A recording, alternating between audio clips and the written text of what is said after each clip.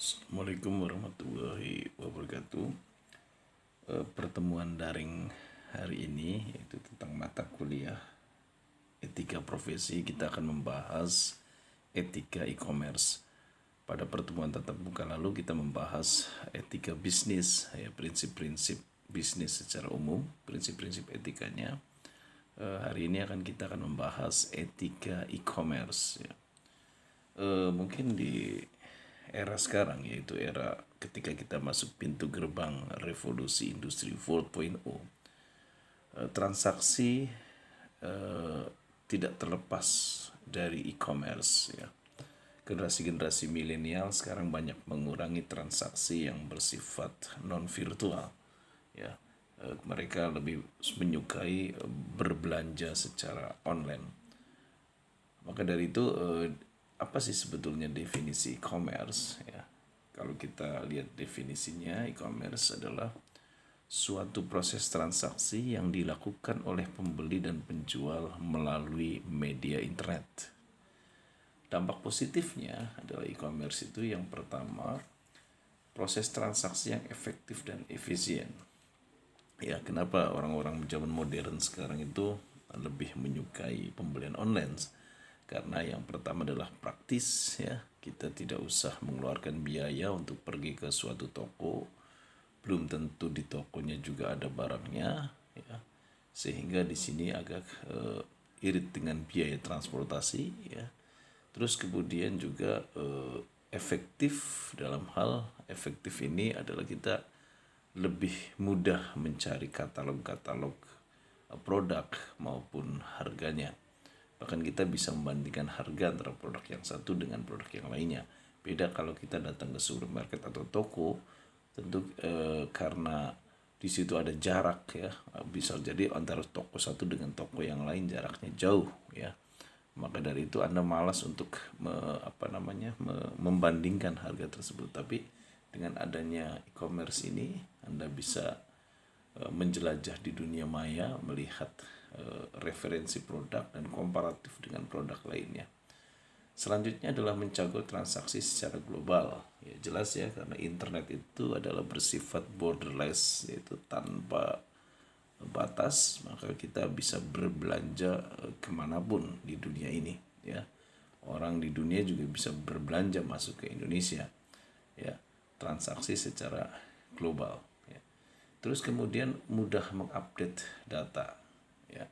Jadi kalau kita bisnis misalkan melalui internet, apakah yang paling sederhana misalkan Anda berbisnis dengan teman Anda hanya menggunakan media sosial yang Anda miliki.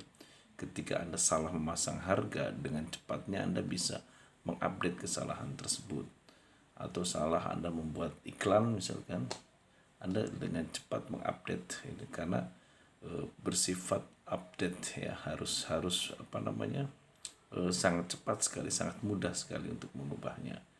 Ya, beda kalau kita misalkan pasang baliho di jalan, kemudian atau pasang billboard, kemudian kita ada salah tulisan atau ada revisi tulisan, maka billboard itu harus kita copot lagi. Tentu itu mengeluarkan biaya yang tidak sedikit, ya, ada perubahan-perubahan update tersebut. Kemudian jelas dalam e-commerce, mengapa orang zaman modern lebih menyukai e-commerce? Efisiensi biaya operasional, ya. Selain tadi biaya transportasi, juga biaya-biaya lainnya, ya, secara operasional. Bahkan tidak aneh kalau kita berbelanja di online itu kadang-kadang harganya lebih murah, ya, karena memang ada beberapa biaya yang operasional yang sangat rendah. Selanjutnya adalah meningkatkan kepuasan konsumen.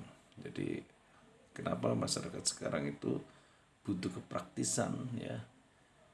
Karena tadi mungkin orang itu banyak kesibukan, atau orang itu tidak suka untuk berbelanja keluar menggunakan kendaraan dan sebagainya. Apalagi kalau kota besar itu adalah sangat macet sekali, maka orang lebih suka berbelanja di dunia maya.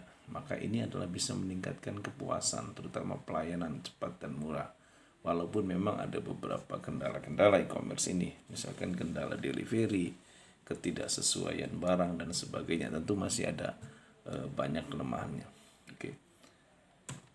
Di dalam bab ini sesungguhnya kita akan membahas yaitu permasalahan e-commerce sebelum adanya undang-undang ITE. Maksudnya begini, persoalannya di kita, di negeri kita, teknologi ini maju dengan sangat cepat. Tetapi undang-undang itu kadang-kadang telat. Maka dari itu di sini ada permasalahan ya. Kita sudah terbiasa bertransaksi via internet, tapi undang-undang ITE-nya belum ada. Undang-undang ITE itu singkatan daripada informatika, T-nya adalah transaksi dan E-nya adalah elektronik. Ya. Jadi sebelum adanya undang-undang ITE, ya, ketika orang berbisnis via internet yang kita sebut dengan e-commerce, yang pertama adalah persoalan yurisdiksi tentang wilayah transaksi. Sudah kita ketahui bersama bahwa hukum itu memiliki wilayah. Jadi kalau Anda misalkan melakukan suatu pelanggaran hukum di wilayah Indonesia, tentu akan berbeda di wilayah Malaysia. Sama halnya di Amerika misalkan yang menggunakan sistem negara federal, di mana seorang melakukan tindakan hukum di Texas, ya, kemudian akan berbeda di California. Nah, maka dari itu adalah ini menjadi persoalan karena sifat daripada e-commerce adalah tanpa adanya wilayah, karena e-commerce itu internet sifatnya. Internet itu adalah borderless. Sedangkan di dalam hukum yaitu mengenal adanya prinsip yurisdiksi tentang wilayah transaksi. Ya, jadi agak sulit kalau seandainya undang-undang ITE ini tidak dimunculkan, karena akan ada masalah. E-commerce itu mengenal wilayah, e-commerce itu tidak mengenal wilayah, batas wilayah, tapi bisnis atau bukan bisnis, artinya tindakan hukum konvensional itu mengenal wilayah. Nah, selanjutnya yang kedua adalah azas hukum konvensional. Konvensional artinya sudah hukum yang biasa ya, hukum yang sudah berjalan, membutuhkan alat bukti. Jadi kalau kita ada semacam perkara hukum atau kasus hukum, kemudian kasus hukum itu masuk pengadilan, maka butuh alat bukti berupa tulisan hitam di atas putih, atau misalkan dalam bentuk MOU dan sebagainya. Sedangkan e-commerce bersifat paperless transaction, jadi transaksi itu tanpa kertas.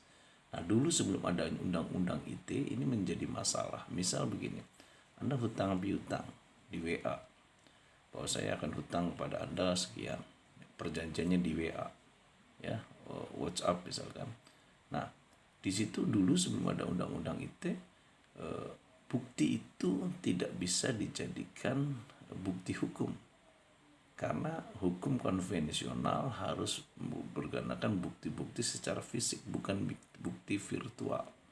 Nah, tapi nanti dengan adanya undang-undang ITE itu akan ada bahwa hasil screenshot atau misalkan bukti virtual itu bisa dijadikan bukti hukum. Nanti kita lihat pada pasal-pasalnya. Terus kemudian waktu zaman sebelum muncul undang-undang ITE, banyak penipuan-penipuan via internet, tapi para penipu itu tidak ditangkap karena polisi masih bingung ya menggunakan undang-undang apa, ya. Jadi waktu itu kepolisian juga belum punya forensik data, khusus data internet, atau belum ada bagian cyber, maka ketika ada penipuan via internet ini banyak tidak ditindak, ya. Nah, semakin merajalela, maka nanti diatur dalam undang-undang ITE mengenai pasal penipuan. Nanti mungkin setelah bab ini ada bab lagi namanya cybercrime, ya, kejahatan di dunia internet. Kemudian persoalan pajak wilayah, ya, di sini pajak wilayah. Kalau kita lihat di sini ada pajak wilayah, ya.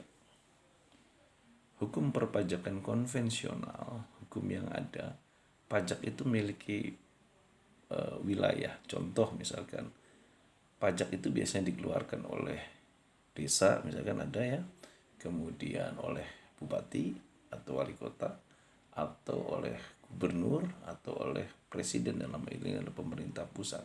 Nah, pajak di sini memiliki sebuah wilayah pajak. Nah, tapi bagaimana kalau misalkan kita berbisnis, misalkan kita berbisnis dengan orang Malaysia.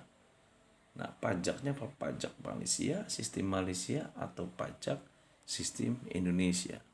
Nah, ini agak sulit ketika berbisnis melalui internet kan sebelum adanya undang-undang ITE. Nah, maka pemerintah membuat undang-undang ITE ini adalah untuk meminimalisir adanya kasus-kasus dalam e-commerce tersebut. Nah, untuk menyelesaikan persoalan, maka pemerintah mengeluarkan Undang-Undang ITE yang mengatur e-commerce, Undang-Undang Republik Indonesia Nomor 11 Tahun 2018 tentang informasi dan transaksi elektronik. Anda silakan nanti, saya hanya sekelumit saja di sini karena banyak bab 5 ini ada beberapa ayat-ayatnya, bab 6 ini ada beberapa ayat-ayatnya. Cuman saya ambil pokok-pokoknya saja. Yaitu mengenai e-commerce ini khususnya diatur dalam Undang-Undang ITE. Silakan Anda download ya sekali lagi undang-undangnya. Bab 3 informasi dokumen dan tanda tangan elektronik. Ya. Di pasal 5 di bab 3 itu menyebutkan bahwa informasi elektronik atau dokumen elektronik atau hasil merupakan alat bukti hukum yang sah. Nah, dengan adanya pasal 5 ini, maka tadi persoalan-persoalan tadi yang bersifat paperless, yang bersifat transaksi, yang bersifat perjanjiannya hanya data virtual, itu bisa dijadikan bukti hukum. Jadi misalkan Anda hanya sekedar bikin MOU-nya melalui WA misalkan, bikin MOU-nya dengan menggunakan Mobile Words misalkan ya, Mobile Words yang ada di Android itu, kemudian Anda screenshot, hasil screenshotnya itu bisa menjadi bukti hukum ya. Nah, itu yang dimaksud dengan pasal 5 tersebut. Kemudian di pasal 6 juga disebutkan masih bab 3 tentang informasi dokumen dan tanda tangan elektronik bahwa dalam hal terdapat ketentuan lain selain diatur dalam pasal 5 dan ayat 4 yang mensyaratkan bahwa suatu informasi harus berbentuk tertulis atau asli, maka dokumen elektronik bisa dianggap sah sepanjang informasi yang terjadi di dalamnya dapat diakses, ditampilkan lagi, dijamin keutuhannya. Jadi kita tidak bisa memalsu sebuah dokumen ya, atau mengedit. Supaya kita sudah misalkan kita melakukan kesalahan, kemudian kita mengedit lagi, nanti di bagian cyber polisi, di bagian cyber polri itu punya yang namanya forensik data. Forensik data itu dia membongkar benar tidak ini dokumen asli atau tidak, benarkah dokumen ini tidak diedit. Nah, itu yang dimaksud pasal 6 tadi. Jadi bisa menjadi bukti hukum ya.